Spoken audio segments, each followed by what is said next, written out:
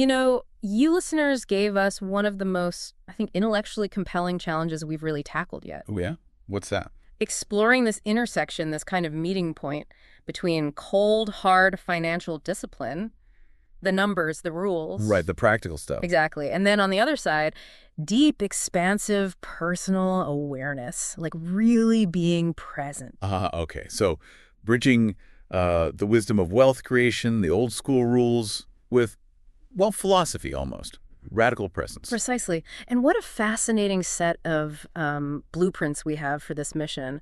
Our source material today is this unique reflection piece. And it draws on some heavy hitters, doesn't it? It really does. It takes three sort of conceptual giants. You've got Arcad, the foundational voice from the Richest Man in Babylon. Classic. The parables, the ancient wisdom. Then you jump forward millennia to Robert Kiyosaki, the modern strategist, Rich Dad, Poor Dad. The cash flow guy. Yeah. Assets versus liabilities. Yeah. Very practical, very modern. And then the curveball, the one that makes this so interesting, it brings in the profound inner teachings of Eckhart Tolle's The Power of Now. Wow.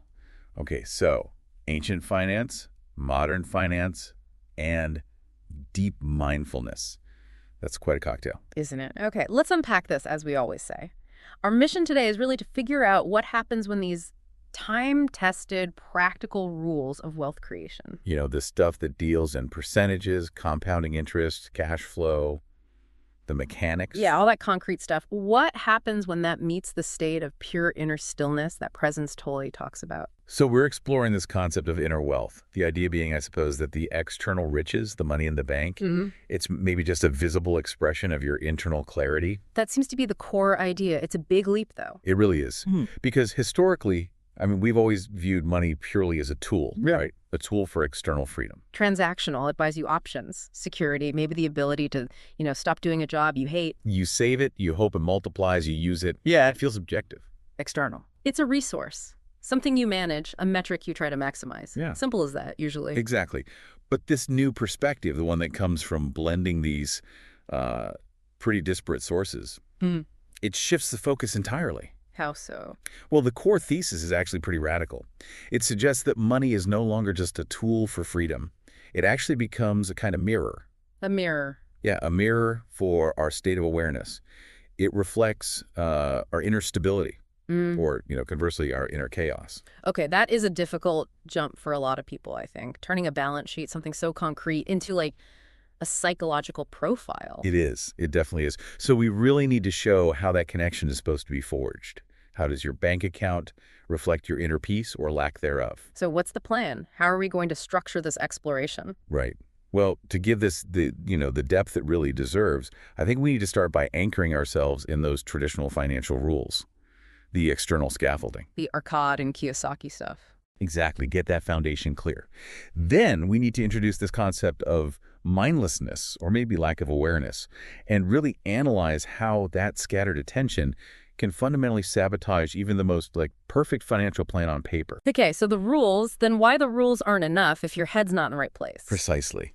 And then finally, we'll delve deep into the really powerful synthesis that happens when money and mindfulness properly merge, when they actually work together. Creating what the source calls sustainable integrated wealth. That's the goal. Okay, sounds like a plan. Let's dive into that foundation first. All right, section 1. Let's begin where really all great financial journeys have to start, with structure, with the rules. The bedrock. Yeah, so we're reviewing these foundational principles laid out by Arcad and Robert Kiyosaki, and it's fascinating, isn't it? They're separated by thousands of years, but the source suggests they're teaching the same kind of hard truths about managing resources. They really are. They establish the non-negotiables, you could say, of financial success, at least in the traditional sense. The source reflection, it highlights 4 main shared teachings. Okay, what are they? Discipline, first and foremost. Yeah. Then saving. Then investing, making your money grow. And finally, understanding how to make money actually work for us. Not the other way around. Exactly. These are the sort of mechanical, repeatable actions that are supposed to transform just earning a living into actually accumulating wealth. So let's start with Arcad, because his principles coming through those ancient parables, they're just wonderfully illustrative, aren't they, the 5 laws of gold? They are. Arcot is like the ultimate external disciplinarian. His laws are really designed to force structure onto, well, human impulse, our tendency to spend everything we get. Yeah, that instant gratification thing. Right. So the first law, for example, is save 10% of everything you earn. Start thy purse to fattening, as he puts it. It sounds so simple, it does, but he presents it as non-optional. It's like a fixed tithe you pay to your future self before anything else. Then the second law, control thy expenditures, which is, again, easy to say, incredibly hard to do when, the market, advertising, everything is constantly bombarding you with temptations, things you want, not necessarily things you need. Exactly. And that's the core of the discipline, right? Yeah. Distinguishing between genuine need and just a passing desire. Then you move into the more active cultivation of wealth. Making it grow. Make thy gold multiply. And, crucially, guard thy treasure from loss. So these laws push the earner beyond just saving into conscious investment and, really importantly, risk management. Don't be reckless. So it's not about getting rich quick. Not at all. Arcot teaches that wealth is a process. It's about consistent, small, conscious choices repeated over time. It's definitely not about one single spectacular windfall or lottery win. And the goal of all this ancient wisdom is pretty clear, isn't it? It's about achieving that outward financial freedom, getting out of debt, having security through a predictable, consistent structure. Truly external focus, driven by rules. Okay, now let's jump forward, 3,000 years or so to Robert Kiyosaki. His language is obviously modern. He talks about assets and liabilities, cash flow, the famous cash flow quadrant. Right, ESPI. Yeah. But the source argues the essence is basically the same. He's providing the modern scaffolding for building that same financial fortress that Arcot described way back when. I think Kiyosaki's framework is really critical because it forces a structural analysis of where your income actually comes from. That's the quadrant.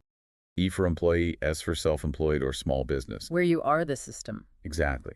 B for business owner, where you own a system that works for you, and I for investor, where your money works for you. Arcot taught how to manage the gold you have. Kiyosaki teaches how to manage your position within the whole economic system to get more gold, essentially. And that core lesson, the one that famously separates the rich dad thinking from the poor dad thinking in his book, is that definition of assets versus liabilities. It's so simple, conceptually. It is, but it's profoundly missed by so many people. It really is the linchpin of his whole philosophy. A person without this framework maybe sees a big house they live in or a fancy finance car as an asset because, well, it has value. You could sell it. Right. It appears on the asset side of a personal balance sheet, technically. Technically. But a disciplined structural thinker, a Kiyosaki follower, uses a much stricter definition. An asset is only something that puts money in your pocket regularly.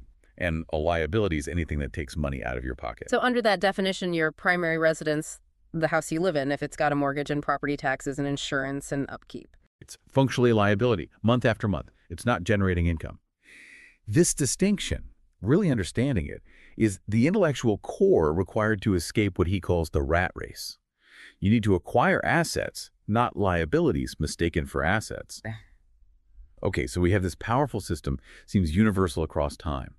Discipline first, saving consistently, strategic investment, making it grow, and focusing on building true income-producing assets. Sounds perfect on paper, right? Mm-hmm. The mathematical formula for success seems pretty clear. It's mathematically sound, absolutely. These rules work on a purely mechanical level because they establish that external control we talked about. They force delayed gratification, which, is the engine of compounding growth. I sense a but coming. Well, yes. Yes. Here's where the critical distinction comes in, the one that sets up the rest of our deep dive today. The source material points out quite strongly that these rules, while absolutely necessary, they don't account for the internal state of the person trying to apply them. What do you mean exactly? Like, I can save my 10% diligently every single month, check all the boxes on the Kiyosaki checklist, but I could still be, miserable, anxious. Exactly that. You can follow Arcot's laws to the absolute letter, be incredibly disciplined externally, and still be operating from a place of deep internal scarcity or fear. You can invest wisely, adhering strictly to Kiyosaki's asset rules, buying rental properties or dividend stocks, but be constantly checking the market, living this state of hypervigilance, completely paralyzed by the fear of loss. So the external architecture looks perfect, the numbers add up, but if the internal foundation, my mindset, is built on anxiety or fear, then you're still ultimately vulnerable. The wealth might be amassed on paper, yes, but the underlying anxiety, that remains completely untouched, and that internal instability, that lack of peace, that leads us directly into the great trap the Source talks about. The trap of mindlessness. Okay, let's get into that. Yeah. All right, the trap. The Source argues that the cost of inattention, of not being present when it comes to money, is just staggering. It really is. Yeah. When we act without mindfulness, without that inner awareness, our relationship with money stops being strategic, stops being rational. Instead, it kind of devolves into this frantic, reactive anxiety. That's the central conflict the Source identifies, isn't it? The danger of acting without presence, without knowing why you're doing what you're doing with your money. Yes. And this is where we really transition from just talking about financial rules into the psychological analysis that's clearly rooted in Eckhart Tolle's work, The Power of Now. So what happens when awareness is absent? Well, according to Tolle's framework, the ego, our sense of self, often built on comparison and lack and what he calls the pain body. The pain body, what's that? It's his term for the accumulated emotional residue of our past. Old hurts, fears, anxieties that lodge themselves in our energy field, so to speak. When awareness is low, the ego and the pain body basically take over the financial steering wheel. Okay, that sounds like, well, like compulsive behavior, just dressed up in a business suit or carrying a spreadsheet. That's a great way to put it. It absolutely is. The reflection piece details this behavior as a kind of perpetual chasing. Chasing what? Chasing profits, maybe desperately trying to time the market, chasing recognition, needing to show off wealth, chasing the next big opportunity, always feeling like you're missing out. FOMO. Fear of missing out. Classic FOMO, yeah. It's all forward momentum, but it's driven by a sense of deficit. You're not acting from a place of sufficiency from what you have or what you know. You're acting from what you fear you lack or what you might lose. Okay, let's connect that directly to Kiyosaki's concept of the rat race. Because most people think of the rat race purely in structural economic terms. Right. Yeah, the standard definition is you get a job, you earn more money, maybe get a raise, but then your lifestyle inflates to match it. The bigger house, the nicer car, more subscriptions. Right, so your debt increases, maybe your expenses just go up. And now you need that next bigger raise just to stay afloat or keep up appearances. You end up running faster and faster on the wheel just to maintain the same relative distance from real financial freedom. It's an external loop. That's the mindless perspective. It defines the rat race as an external problem. A bad job, high taxes, greedy banks, whatever. But the mindful perspective, the one informed by Poli, it redefines the rat race. How? It sees the rat race primarily as a condition of the mind, a state of perpetual seeking in the future. I'll be happy when I make X amount, or regret about the past.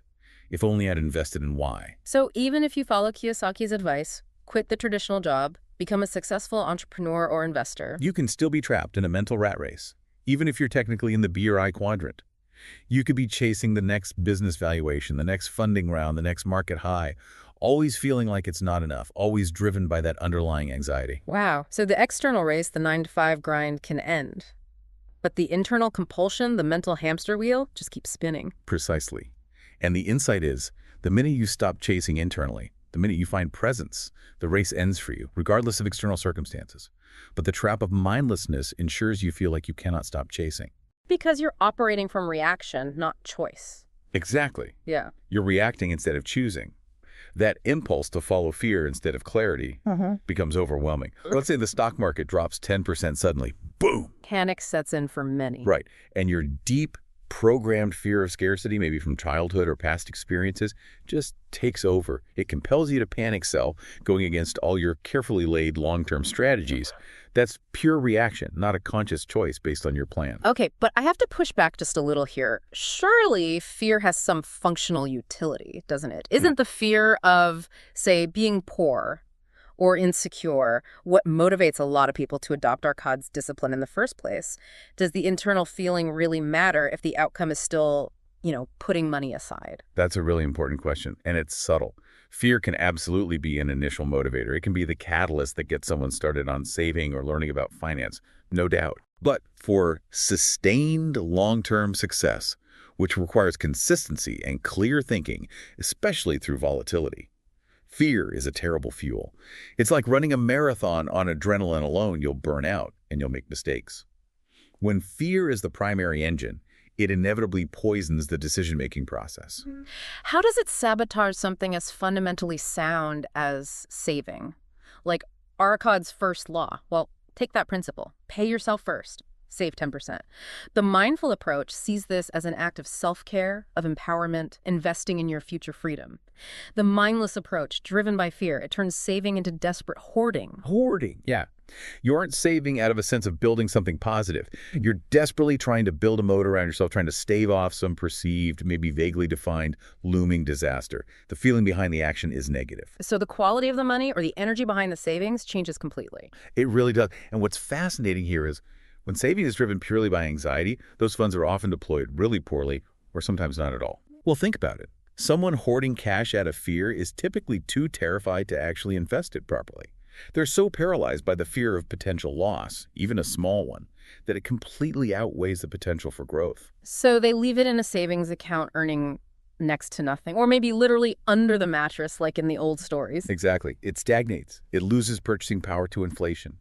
The positive habit saving gets corrupted by the underlying emotion and turns into a negative cycle of anxious paralysis. And I guess, conversely, that same underlying anxiety could manifest as the opposite problem too, like extreme risk-taking. Absolutely. That desperation to catch up financially or the desire to get rich quick to finally eliminate that nagging, deep-seated fear of scarcity that can lead to reckless gambling in speculative assets, chasing meme stocks or crypto without understanding. Driven by the same root fear, just expressed differently. Precisely.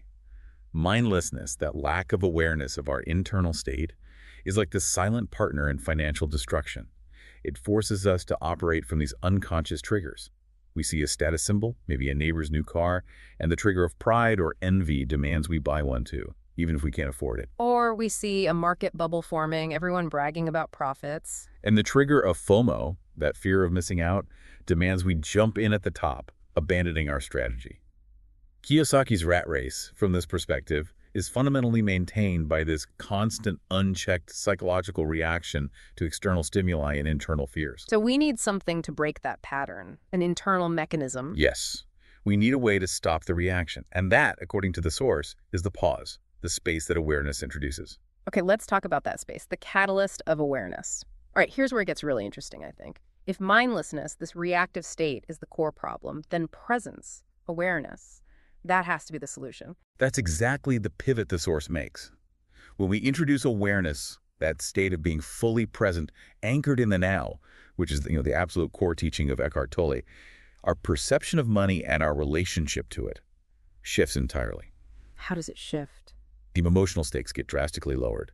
Presence acts like a catalyst, purifying the relationship.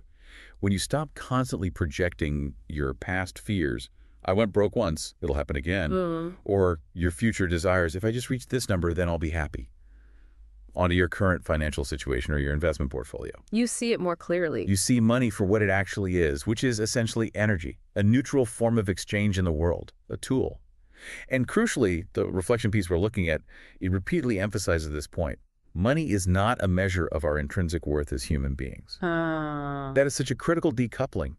That equation, net worth equals self-worth, is probably the single most dangerous psychological trap in modern finance, maybe in modern life. Because our society constantly uses money, or the symbols of money, to validate identity, to signal status. Exactly. But when you manage, through awareness, to sever that tie internally, when your sense of self is no longer dependent on the number in your bank account, the ego can no longer use profit or loss to determine its value. Does that mean we stop caring about financial growth? That sounds a bit passive. Not at all. Doesn't mean we stop pursuing growth or managing finances responsibly, but the motivation shifts completely. You can experience a financial loss, maybe a bad investment, without feeling like you have lost yourself, like you are a failure. That separation allows for objectivity then, less emotional reaction. Precisely. And that objectivity is key for practical decision-making. So how does awareness actually facilitate better decisions? What's the actual mechanism at play? Yeah. How does being present help me pick the right stock or decide on a budget? The mechanism is the pause. Awareness introduces a tiny space, a moment of stillness between the external event, the stimulus, and your habitual reaction. The source says awareness slows us down just enough to make better decisions. A buffer zone. Exactly, a buffer zone. In that moment of presence, before the mind launches into its familiar, often fearful narrative, oh no, this is terrible, we're doomed, you have space. You can breathe. Okay, let's use a real-world example. A sudden market crash. Big red numbers everywhere. That's the stimulus. Right. The initial programmed, mindless response for many people is sheer terror. My retirement is evaporating. I need to save what's left, sell everything now. Panic stations. But the pause, that moment of awareness, intercepts that raw panic. Instead of immediately becoming the fear, the mindful individual observes the fear. Like stepping back from it. Exactly. You notice, okay, wow. I'm observing this really strong physiological reaction, heart pounding, maybe shallow breathing, and this intense mental narrative of panic. By recognizing the emotion as just a temporary energy field passing through you, rather than identifying with it as the absolute truth of the situation. You don't have to act on it immediately. You don't. You create the space to access your pre-established strategy. You remember, wait, my plan is based on long-term investing. I knew volatility would happen. This is part of the process. You can then act from knowledge, from your rational plan, not from the grip of panic. Okay, that sounds powerful, but also maybe the most difficult part of this whole practice. Training yourself to actually recognize those specific emotional triggers in the moment, especially when fear is shouting so loudly. It absolutely takes practice. It's a muscle you build over time. So what are some of the common financial tripwires that awareness helps us neutralize? What triggers does the source highlight? Well, the reflection details 3 primary ones that are really driven by the ego, by that shaky sense of self. We've touched on them, but they are. FOMO, the fear of missing out. Pride, the need to display success. And deepens. Worry, the pervasive anxiety about security. Okay, FOMO. That drives irrational behavior during bubbles, right? Everyone's buying tulips or tech stocks or whatever the frenzy is. Exactly. The mindful person recognizes that anxious, twitchy energy of, I'm being left behind. Everyone else is getting rich. They see it, they feel it, but they don't become it. They observe it, maybe even acknowledge it. There's that FOMO feeling again. And that allows them to stick to their defined risk parameters, their own strategy, instead of just chasing hot returns off a cliff. So the thought I'm missing out is seen as just another thought, an ego narrative, not an investment strategy itself. Precisely. Then there's the second trigger, pride. Specifically pride in showing success, which often drives unnecessary ego-boosting consumption. Keeping up with the Joneses, but maybe even trying to be the Joneses. Right. The mindless person buys the flashy luxury car they can't really afford or stretches for the much bigger house, partly to prove their success externally, to signal status. But this often creates crippling ongoing liabilities. So the mindful person feels the impulse too, maybe. Sees the fancy car and thinks, ooh, nice. Maybe. But the awareness kicks in. The pause allows them to recognize that impulse as, perhaps, a desire for external validation, for the ego to feel good. And they can ask the crucial question, does this purchase align with my actual financial strategy and my values, or am I just trying to prop up my ego or silence some insecurity? Often that pause reveals the expense is really about ego, not need or genuine desire. And the third one, worry. That relentless anxiety that whispers, no matter how much you have, it's never going to be enough. Disaster is just around the corner. Yeah, worry is perhaps the most insidious because it can completely paralyze positive actions. The constant fear of the future, a future that, as Tully points out, exists only as a thought in the mind right now. So how does awareness counter that pervasive worry? Awareness brings the focus relentlessly back to the present moment. Right here, right now.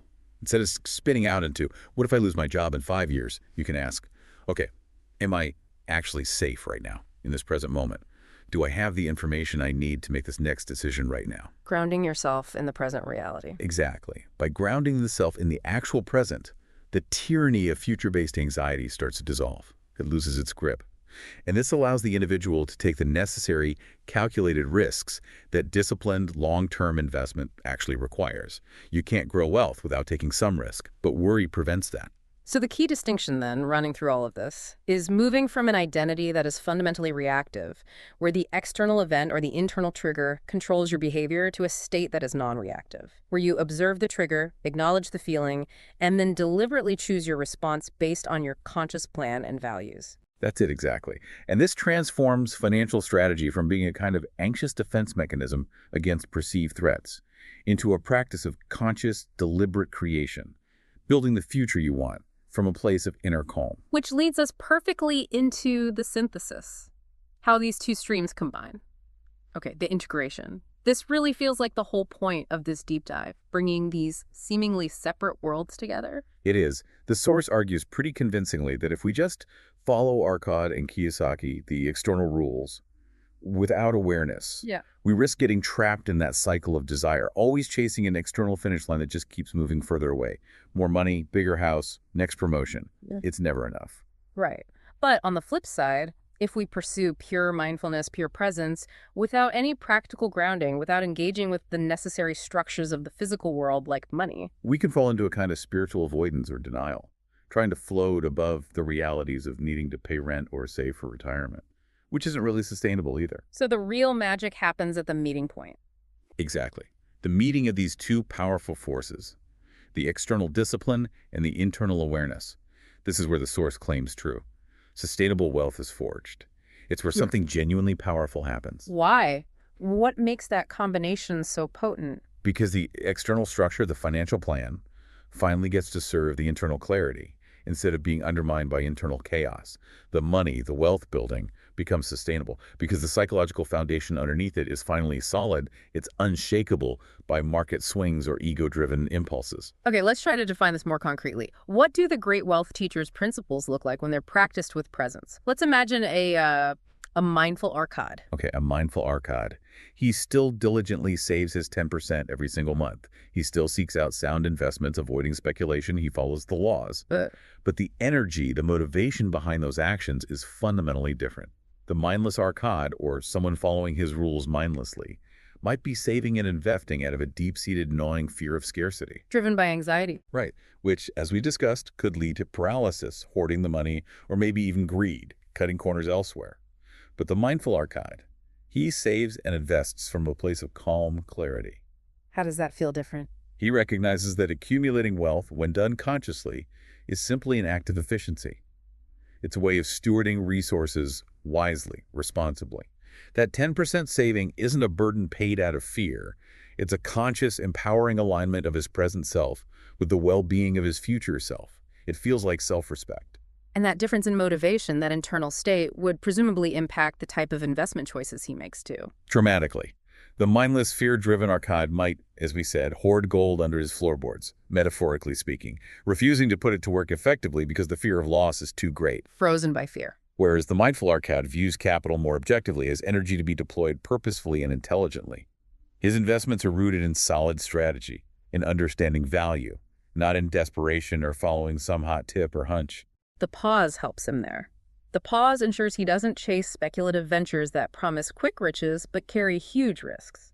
He actually upholds Arcade's other law. Guard thy treasure from loss by consulting with experts, doing due diligence, consult with men skilled in the handling of gold, as Arcade put it. His discipline is actually empowered by his objectivity, by his lack of emotional reactivity. Okay, that makes sense for Arcade. Now let's apply this same lens of awareness to Kiyosaki's model. His big push is for people to move from the E and S quadrants into the B and I quadrants, business owner and investor, building assets that generate passive income. What does a mindful Kiyosaki look like? Well, the traditional Kiyosaki follower, or at least a stereotype, is often seeking to build assets purely for escape. Escape from the rat race. Exactly. It's often a reactive goal, motivated by desperation to get away from a soul-crushing job, or the perceived tyranny of taxes, or just the feeling of being trapped. The motivation is running from something. Okay, so how does the mindful Kiyosaki differ? The mindful Kiyosaki, operating from presence, builds assets not primarily as an escape route, but as a practice of conscious creation. The motivation is moving toward something. Okay, conscious creation. How does that manifest in practice? Let's take real estate, a classic Kiyosaki asset class. Right. The mindless, reactive Kiyosaki follower might chase the hottest, riskiest property flips in a booming market, driven by that need for quick, massive profits to finally feel financially secure, to silence the fear. He might operate on high stress, over-leverage himself, cut corners, because fundamentally he's running from that feeling of scarcity. Okay, and the mindful Kiyosaki investor. The mindful Kiyosaki views asset creation, maybe buying a rental property, as a structured process of providing value. They might look for real estate that meets a genuine community, need good quality affordable housing perhaps. They focus on optimizing its cash flow based on objective data, realistic projections.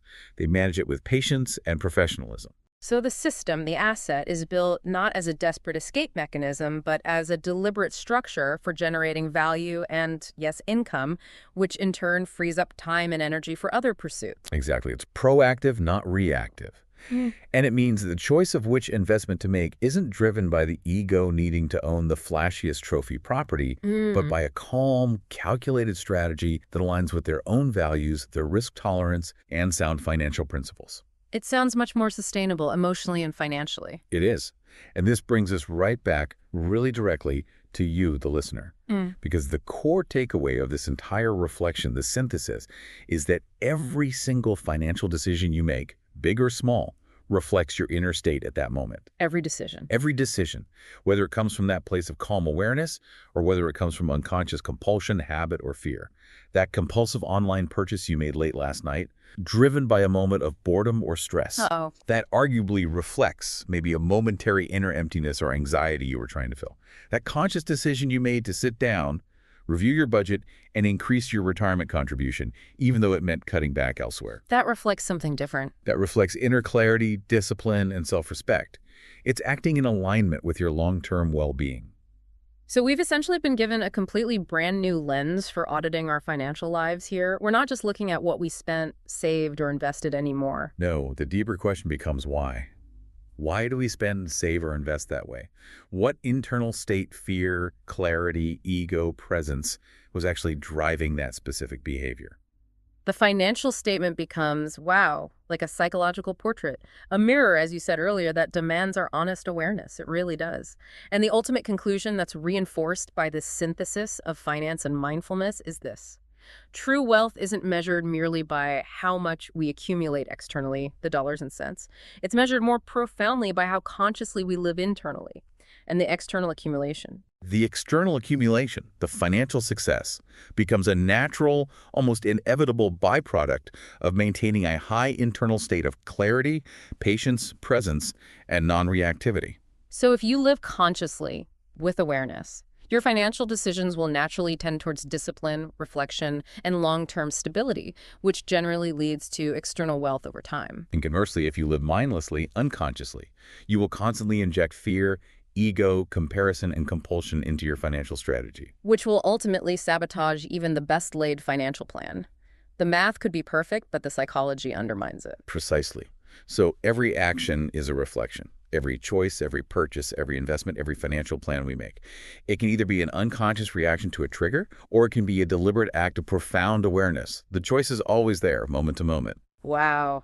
Okay, that's a lot to absorb. Let's try and wrap this up. So, reflecting on this whole journey, this deep dive, it feels like the core insight is that trying to separate financial discipline from our internal state of awareness is maybe the root cause of so much financial stress and failure. I think that's right. The external rules, the Arcad and Kiyosaki principles, they're absolutely necessary. They provide the structure, but they are ultimately insufficient on their own if the person applying them is operating from fear or compulsion. But by merging that structural wisdom, the practical how-to with the principles of presence, the why and the from where, that comes from something like the power of now. We fundamentally change how those rules are applied. We transform their energy. We make them sustainable, objective, and actually emotionally freeing rather than feeling like a burden or a source of anxiety. So what does all this mean for you listening right now? Well, it seems to mean that the greatest leverage point we have in our financial lives isn't necessarily finding the next hot stock tip or some hidden tax loophole. Although those might be nice. True. But the real leverage point, the source suggests, is the quality of our own attention, our own awareness. We grow financially, perhaps most profoundly, through what we understand about ourselves, about our own minds. And if we truly lean into that premise we discussed that money acts as energy and serves as a reflection of our state of awareness, then our current financial situation, looked at honestly, is perhaps the clearest, most immediate mirror we possess for seeing our internal state. Okay, so here is our final provocative closing thought for you to take away from this deep dive, something to maybe mull over. If money and your relationship with it is a precise reflection of your current state of awareness, not your past history, not your future hopes, but your present state of mind right now. What truth is your current financial plan? Your current spending habits, your current savings rate, telling you about your internal landscape today? Are you operating primarily from clear, conscious choice? Or are you perhaps running, unconsciously, on the fumes of compulsion, habit, comparison, or fear? It's a deep dive that potentially continues every single time you consciously open your bank statement or make a spending decision with awareness. Thank you so much for joining us on this exploration into inner wealth. We really encourage you to continue exploring this fascinating space where practical discipline meets profound presence.